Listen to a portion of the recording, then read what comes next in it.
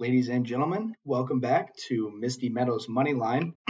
As you can see, we haven't been posting a ton, and I've been gone for a while. I've been out last week. I was on a trip, ski trip over in Europe, Switzerland. That was really fun. We are looking at this week's Thursday night football game. Nick is not with us as he is coaching swim team and he is eating dinner with friends or family. So we are going to get into this absolutely abysmal Chargers Raiders game here. Basically, we're kind of looking at two teams that are still in playoff contention, but are not actually going to make the playoffs. We can kind of see it here. I mean, Justin Herbert, he is out with his hand injury. Aiden O'Connell, he's not playing too hot. He is not getting to Devontae Adams, as we can see. So we're looking at a kind of tough matchup to watch. It's kind of like the Patriots game last week. We don't really want to watch it, but maybe the score could change our minds. So let's get right into it. I'm going to start with the Chargers. Let's talk about the Chargers here. We have Justin Herbert. Like I said, he's out with an injury. We have Quentin Johnston. He is not catching any passes this entire season. So whoever the backup is, I'm not really sure. Hopefully we can see him pass more to Quentin Johnston. He needs the ball more. Keenan Allen, Austin Eckler. Austin Eckler is now splitting snaps with somebody. I'm not really sure who that is. Can't know off the top of my head. But he is not being as efficient as we saw in the past couple of games, earlier in the season. Not to mention, the coaching is terrible. I think personally for me is the coaching is the problem in the Chargers franchise.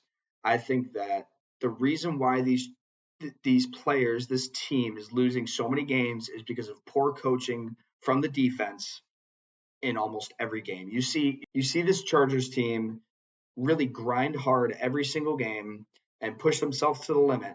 And next thing you know, they're losing by a last-second field goal or a last-second touchdown, or they can't get that game-winning drive.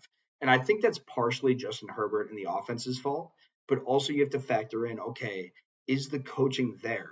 Why is the defensive coordinator not helping stop those last-second field goals and those last-second scores? I feel like instead of a 5-9 team, they could be, maybe a 7-6 team, right? They could have a winning record, but there's problems with coaching. There's problems with the defense. The players really need to step up and make things happen. But the Chargers are just in a fluke season, and they just can't get things to click. And part of the problem is those receivers. I mean, Keenan Allen is going off. He always does every season, but Quentin Johnston, he's just not who we thought he was going to be. So the Chargers are kind of in shambles right now, but we'll see moving forward in this game, kind of see what we're looking at in this matchup. Moving on to the Raiders. This Raiders team kind of has turned it around since they benched Jimmy Garoppolo for Aiden O'Connell, but Aiden O'Connell can't seem to find Devontae Adams. They need to get Josh Jacobs a lot more involved in the run game because him as the run game with the Chargers defense being so fluked, they can really get that run game going and start pounding the rock on the ground. Aiden O'Connell, we thought he was going to be something compared to what we saw in Jimmy Garoppolo, but Aiden O'Connell is not performing like he should. He needs to take more deep shots. He needs to take the checkdowns that are available to him, make sure that, slants and wide receiver screens are set up for him, but he needs to execute them perfectly. He can't turn the ball over. He can't just ignore the fact that there's players downfield open. He needs to make sure that he pounds the rock through the air and sends the Raiders to a winning record. Another 5-8 or 5-9 team that is kind of on the cusp of being out of the playoffs. And this is a team that, let's go back to the Chiefs game, for example, right? The Raiders started out hot. They started out 14-0. And then the defense and the offense after that just completely fell apart. The Chiefs completely took over that game, and they couldn't get back in the groove that they were in the beginning of the game. So the Raiders need to find something, get something going. We can't really predict how well Aiden O'Connell is going to play. We've seen him play a couple of games. We've seen him play, honestly, a handful of games, and we still don't know how he's going to play. He's had some good games. He's had some bad games.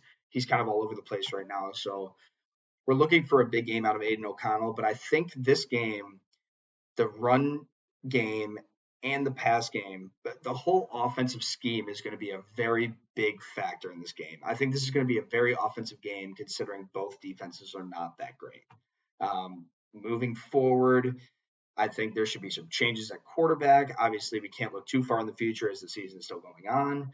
But that being said, this Raiders-Chargers matchup is one that is similar to the Patriots-Steelers. I think it's going to be a little bit higher scoring than we expected. I think it's going to go over whatever point spread it is because of these two not so great defenses. But that being said, these two teams are kind of in their rebuild off-season kind of deal. Now that Justin Herbert's out, it's just it's going to be a mess for the Chargers going out. For this game, the wheel picked the Chargers. I don't know what Nick is going to pick. I think he picked the Chargers too, but I'm also going to go with the Chargers. I think that even though you still have Justin Herbert out, I think Austin Eckler can still pound the rock on the ground. I think whatever backup coming in, I think he can make some plays. Maybe get it to Quentin Johnston. Maybe he can make some good plays. I mean, we've seen in the past that these QBs who come in after the starting QBs tend to pass more to different wide receivers. So we could probably see a little bit of difference in these quarterbacks moving forward. I will say, again, we apologize for not coming out with too many videos. Also, I am coming home soon. I'm coming home in a week. So for the last couple of weeks, Nick and I are planning on doing in-person, couple of in-person podcasts like this, where we set up a camera and then we just talk,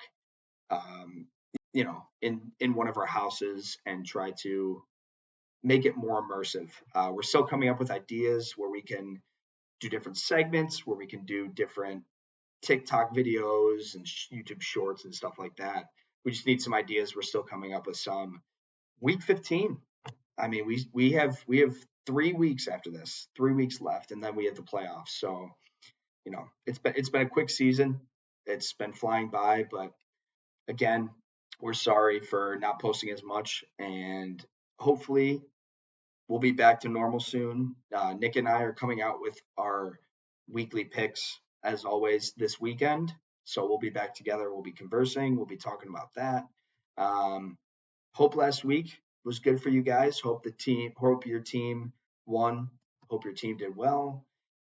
Fantasy teams, I hope you guys won your fantasy teams as the fantasy playoffs are coming up. Me, not so much. I lost to a mediocre team in the league because of Joe Mixon. So, yeah. But anyways, thanks again for watching. Little short video today. We appreciate you, everything you guys do for us. And we will see you guys on Saturday for the weekly picks for week 15. Thank you guys. Talk to you later. Peace.